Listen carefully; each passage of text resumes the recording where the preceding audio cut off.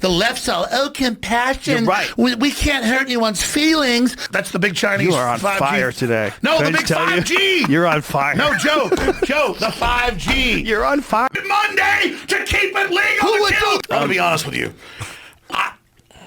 I'm kind of retarded. In that... You're in for a treat, because when I went to make this video breakdown of Joe Rogan interviewing Alex Jones on his podcast, I had one goal in mind. And that was to look at the crazy dynamic, and that's a comma in between, those are two different words, projection and communication strategy of Alex Jones, because I want you to be able to take maybe just 5 or 10% of that to become more dynamic in your presentation. So we're gonna break down exactly what it is. This dude has built that InfoWars brand based almost only on his presentation. When I went out to make this video, I was gonna watch like 15 minutes of it. I ended up watching all 3.5 hours just because the dude is so entertaining. And the second thing, Joe Rogan. How does he handle a guy who is so eccentric and so all over the place? How do you corral a guy like that in? And Rogan does that very well. So you're gonna learn something about social skills. You're also gonna be very entertained. I deduced this down from about 3.5 hours to 15 minutes of the very best stuff. So let's dive on. We'll get into it. Okay, I do not know this. And even these human-pig hybrids, Jamie just pulled this out. I believe it's true. I mean, I'm worried about human-pig hybrids. I'm sorry the Sandy Hook kids died. My identity is not that. See, how does he go from human pig hybrids to Sandy Hook? He was talking about, he was basically in trouble for his interpretation of Sandy Hook and what happened, and he just cannot get away from it. So he can basically take the conversation from anywhere back to that, but with as much passion as he has. Okay, so look at this. One of the things I want to talk about, it's entertaining and engaging when people are emotional and when people are worked up. And I see a lot of people who are working on their engagement, maybe just they're in their corporation or wherever they work, they just feel like people don't want to talk to them, right? They're not getting the respect they want. And then when you listen to them talk, they sound unconvinced of themselves. They don't even sound like they believe because they have no passion and no energy behind it. Look at this guy. I get it. They admit 5G in all the studies, LA Times, causes massive mutation. Now he's going to 5G from Sandy Hook. It's unbelievable. But this is what I want to point out. This is the big thing. Even as wacky as he is and how his train of thought goes everywhere, you got to admit, it's engaging, it's entertaining. So I'm not suggesting that you start talking like a schizophrenic in 1,000 different directions. I'm suggesting you learn from a guy who, despite the fact that his train of thought goes every other direction, is engaging, has been successful because of his communication. This is stuff that you can emulate. And cancer. Wait a minute. Literally rattles your DNA apart. All of our kids are under attack. You mean 5G? And I'm mad at Trump for allowing 5G to come in. This is the new internet. You know why they won't let China put in WAPO? What's 5G WAPO? in major. That's the big Chinese 5G. You are on fire today. No, Can the I big tell 5G. You're on fire. No, Joe, the 5G. You're on fire. You are on fire That's today. how Rogan deals with it. He just tells him he's on fire. That's so fun. The funniest part is that Rogan just thinks it's funny. Like, he doesn't even think like, I got to get control of this interview or I got to talk over this guy or get my thoughts in. He just really thinks it's funny. I love it. No, What's 5G WAPO? in major. That's the big Chinese 5G. You are on fire today. No, Can the I big tell 5G. You're on fire. No, Joe, the 5G. You're on fire. Okay. Oh, man, it's too funny. The BBC article in 96 about Oh, human it's animal great. hybrids with pigs and cows? Yes. When they support China and death right. camps and genetic you're engineering. right. The left's all, compassion. You're right. We can't hurt anyone's feelings. We're helping arrest Falun Gong and sell their organs, but we're Google. Alex, and so talk to me. You're right. You're right. The left has... He has to reel him back in like some kid. Talk to me. Well, this is about what? This is about pulling out of Syria? Trump's trying to get denuclearized, and everybody's loving it in South Korea and Japan and North Korea, and he's actually got them to not fire missiles and destroy nuclear sites. There's a real problem in people not being able to say that anything that Trump does is good. See, this is one of the reasons that I like Rogan, is he typically, I believe, slants a little bit more to the liberal side. And I can't even wait to see the comments. He's a full-blood liberal. But look at him. Like, he's looking at things unbiasedly. He's like, yeah, there's a real problem. People who hate Trump say that nothing he does is good. And I think it's just polarized. I mean, clearly we're seeing this in this country where it's just one side. It's just completely all right or completely all wrong. And Rogan's saying, even though he sides with the other side oftentimes, that's not right. That's a problem with the country. There's a real problem in people not being able to say that anything that Trump does is good. And I hope you understand that takes the highest level of confidence. By him doing that, he's not walking both sides of the fence. It takes no confidence to say, oh, one side's always right. There's no reason to even think things through in my mind because everything I see on CNN or Fox News is right. That's ridiculous. That's low confidence. Anyone can do that. That's pitiful. But a guy like Rogan says, no, I'm going to think this through. You know, one thing I see on the other side is people that don't like Trump can't say anything he does is good. And it's true for both sides. And I think that that's something that really needs to be pointed out. Getting so polarized, it's making no sense. They have turned all of the so-called comic shows into fake comics posing as fake news people, putting out political commentary, which people take as real and believe on the street. And so that's where all the propaganda is. And so you say Bill Maher's just joking around. Bill Maher's just over here. Bill Maher doesn't know what he's doing. It's all a unified message. They have Stephen Colbert get up on air and say that I'm a KKK member and make jokes. And you know what? People shouted at me on the street. Well, that's unfortunate. But what I will say about what they're trying to do, they're not trying to deliver information. They're trying to crack jokes. That's exactly right. There's so many people that still think the news stations, like their one motivation is to deliver the news. No, it's to get people to watch. It's no different than the Bachelorette. They get paid by how many people watch. So they try to put on the sensational stuff and then over sensationalize. And that's what Rogan's saying. He's saying these comedians that have gotten very political lately, it's like they're going to say things they don't even believe if it draws views and gets people talking. You know, it's like, what are people going to talk about around the water cooler? Are they going to talk about people saying, hey, Trump met with Kim Jong-un at a summit and nothing came out of it? No, they're going to talk about when Trump arrived, it was rumored that a cigarette butt was thrown from the thing. They have to sensationalize it if they want to keep their jobs. That's how it's set up.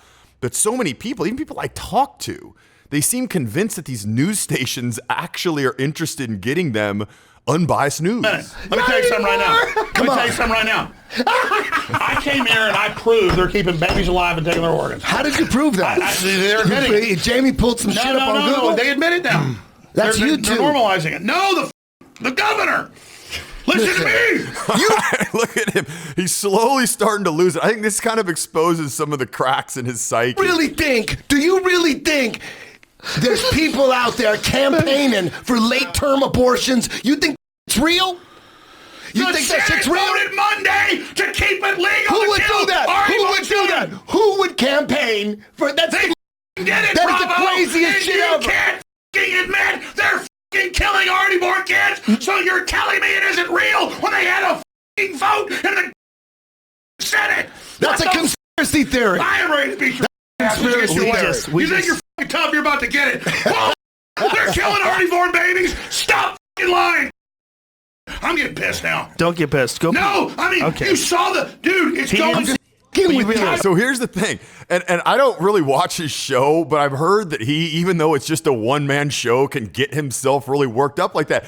But I want you to see that, right? Most people would look at that and say unstable, but also entertaining, right? You want to see what happened, like what's going on. Geez, like I'm making a video about this dude.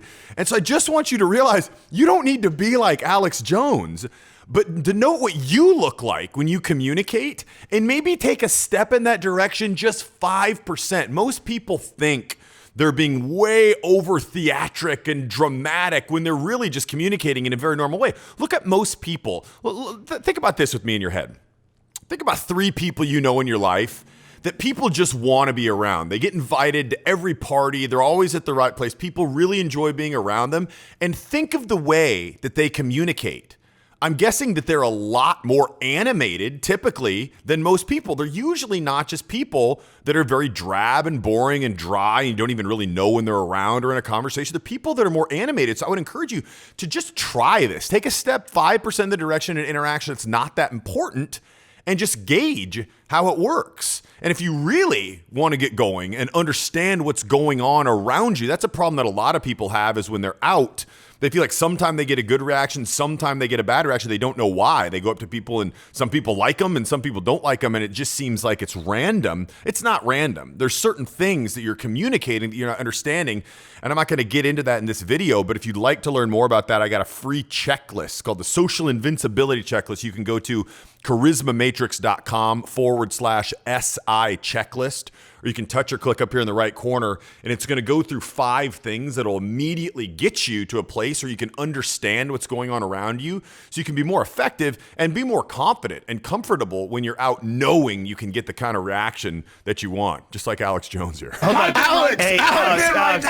right now. And by the way, I have to edit some of this stuff out because YouTube is getting so picky on what they censor, and they just won't show your video if you use certain words, so I want to be safer than sorry. Like the Senate voted to kill babies out of their barn. Hey, Alex, I was just playing with you. Of course I believe that. Look at the jaw going back and forth. I don't think that's feigned. I think he lets himself go a little bit, but I think he really gets this worked up. Alex, let me explain. Of course I believe. Eddie, it's all over the news. The funny thing was, this Eddie Bravo guy was just joking with him the whole time to get him worked up, and it takes him 5 minutes to convince him of that because he was so wound up. Eddie, I was just playing with you. Let me explain to you. Let me explain to you. I love you to death. You're awesome. That's why I asked for you to be here. Hey, if you want to believe in aliens, I'm cool with that. I still love you. I don't care. I don't care about that. Listen, this is not what I believe, okay? I love you for who you are. I love you too. I'm trying to tell you something. Listen, man, let me tell you something. Okay. I'm not making this stuff up. Does this guy look like someone? Does he sound like someone who believes what he's saying? 100%. He's so convinced. It's a great example of a very strong frame. What do we always talk about with frame control? You suck people in when you're convinced you're convincing. And even though a lot of his stuff is really far out there, because he believes it, and I truly believe he does believe it, he gets so many people to believe it. It's the example I always like to use.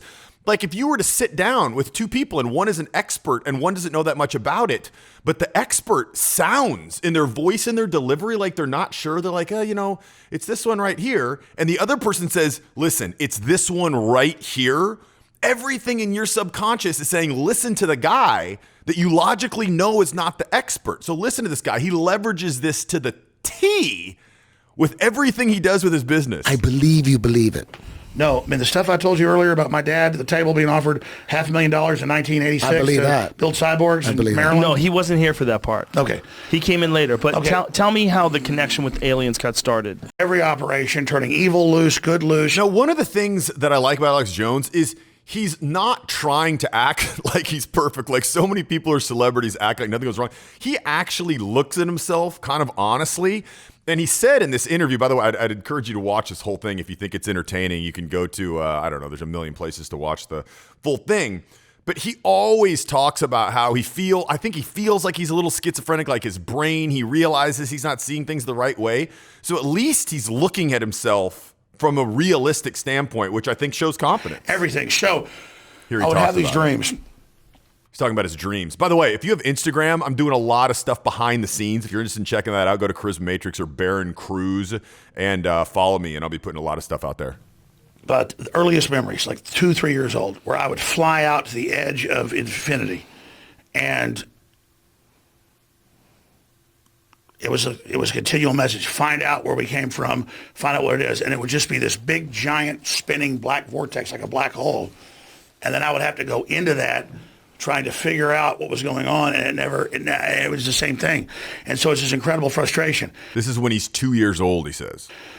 So then growing up and dealing with things and questioning politics and questioning all these other areas, and then having dreams that come true exactly, and like knowing what's going to happen before it happens, and then questioning it, and then it never being wrong, be like weird, not bright, like crazy stuff, man, like just so much stuff where it becomes like you can't even deal with it, you like dial it out, and then you just reach that point where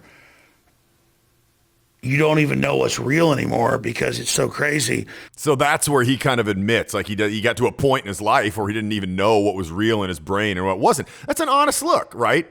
A guy that really doesn't behoove him to say that, right? A guy that does a bunch of conspiracy theory stuff. Like it would behoove him more to never say that. Like, I can see crystal clearly, like I have all these insights, but he looks at himself honestly. I appreciate that. But then you see like the mathematics of the whole system, and you know how it works. It's not like you're some schizophrenic.